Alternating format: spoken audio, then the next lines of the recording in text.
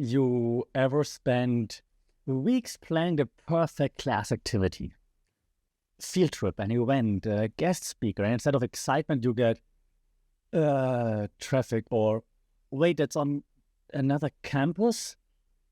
Yeah, same. Yeah, sometimes your semester's highlights becomes their logistical nightmare. And while it's tempting to sigh dramatically and chalk it up to students' laziness, which, let's be real, sometimes plays a role, there's something way more complex going on.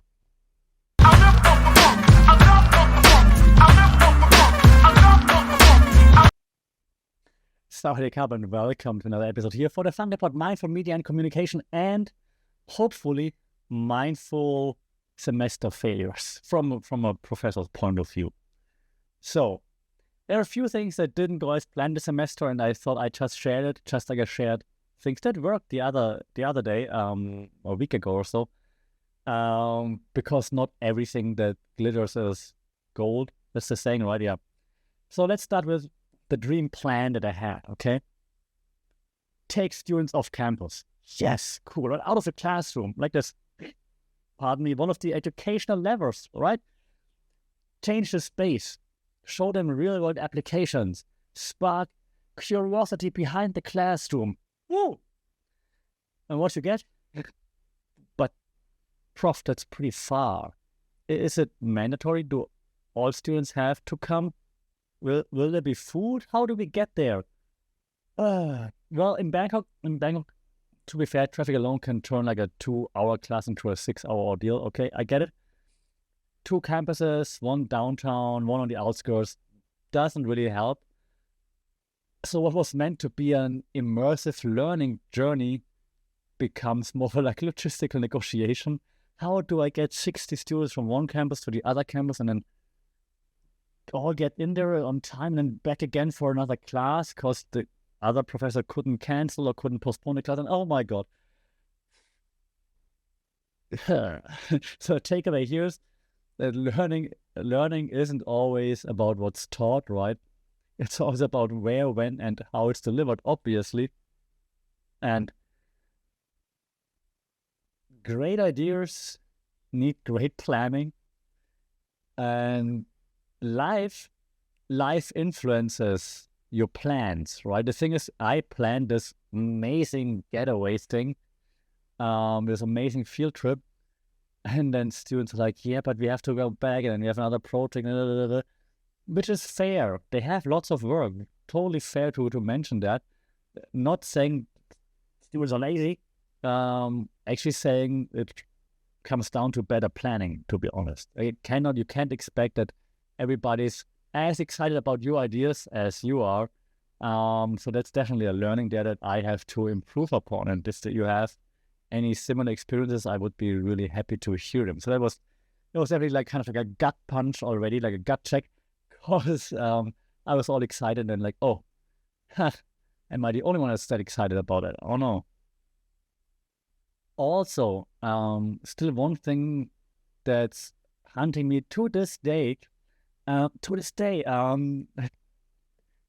attendance illusion, right? So I'm sorry, students listening to this, tune out right now. I'm not hating. But, do you run a class like high school? Check attendance, chase latecomers, penalize absences, or do you treat students like adults? In my class, I usually lean towards the latter. No attendance checks, mostly. No babysitting. Results. Students show up late. Not all. Some students show up late. Some don't show up at all. Your choice. And then come to the finals. And when they're shocked, like, wait, what? Participation matters? Yes. Also, if you're never in class, how do you do your group work, for example, right? It's frustrating, but it's part of, I think, teaching life skills. If you want to be treated like an adult, you gotta behave like one. But then here's the tension, right? Force them to show up, they come, might be disengaged, give them autonomy, some disappear. So what's the win in this failure of having the highest possible class attendance? I think it's about building a classroom culture where presence feels valuable, not just compulsory. And you can't reach everybody with that. The ones that you actually reach, they will enjoy coming, they will be engaged, which is great. Just sometimes it feels, and again, happy to hear your input there, it feels a bit disheartening when you're thinking, hey, I give you so much autonomy. And it feels like a parent, right? You're like, hey, I give you the choice to do so many things, and you don't even shop to what I prepared for you. You don't even care about what I prepared for you. And you're like, oh, my heart's breaking a little bit. But that's part of life, and you have to learn, and they have to learn, sometimes the hard way, right? Also, all of my classes are like very much not lecture style, mostly project-based learning, of course, very interactive and so on. The thing is, PBL isn't always a party, right? No exams, no memorization skills, just real-life applications. Sounds amazing, right? And to many students, it is until the deadlines stack up, collaboration gets messy, feedback feels too raw or too much, not sugar-coated. Because let's be honest, the absence of exams doesn't mean an absence of pressure. In fact, it demands much more intrinsic motivation, right? The fear of feeling a test is gone, so you've got to replace it with purpose. And some students thrive in this, which is great because it's way more real-world applicable. But others then just coast until the final project. But it doesn't mean like 5 slides and wipes and all is good. And sometimes that realization comes too late, even though you, of course, as an educator, you try to lead towards that. But again, not coming to class, not checking in, then they don't know, and then they think that's how it works. And again, then maybe that's learning the hard way. That's how life is. No problem there, of course. But again, as an educator, you always feel like you should get everybody on board, right? So I guess the lesson here is, and parents probably know that again, autonomy is a double-edged sword.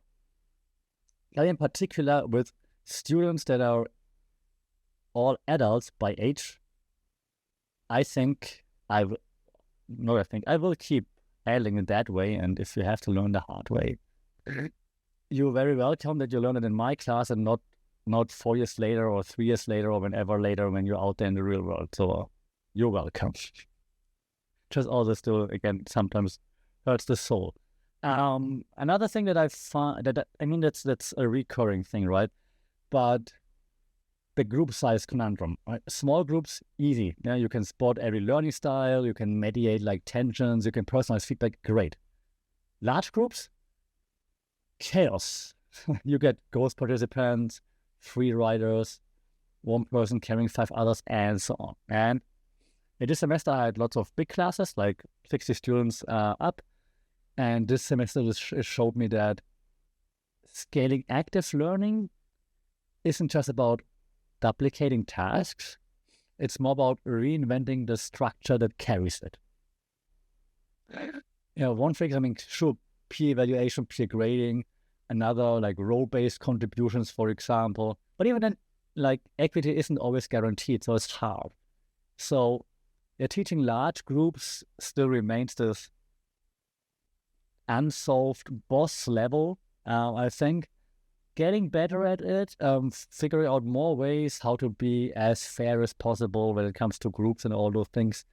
But I wouldn't say I perfected it. So if you, again, have any feedback input on how do you handle like project-based learning in big groups, in big classes, with maybe even bigger groups, without TAs, by the way, all by yourself, please do shout out. I'm very curious to hear about that.